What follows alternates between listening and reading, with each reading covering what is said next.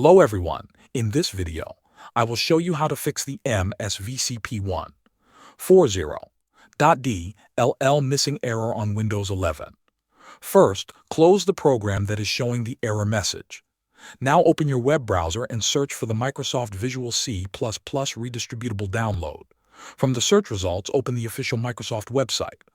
On the download page, you will see two versions called x86 and x64. Download both versions even if your computer is 64-bit.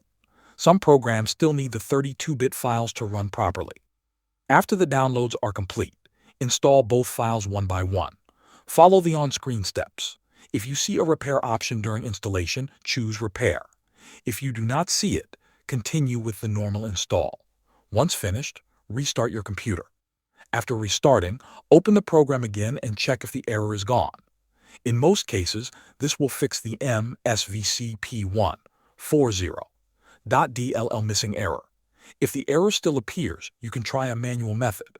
Open your browser and search for MSVCP140.dll download. Choose a trusted website and download the file. If the file is downloaded as a zip, extract it first. Copy the file. Now go to the folder where the program is installed. You can right-click the program shortcut and select Open File Location. Paste the DLL file into that folder and close it. Try opening the program again. If you see another error like 0xC007B, download a different version of the DLL file. For example, if you use the 64-bit version, try the 32-bit version instead.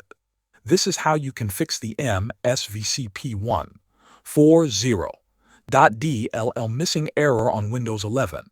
Thanks for watching.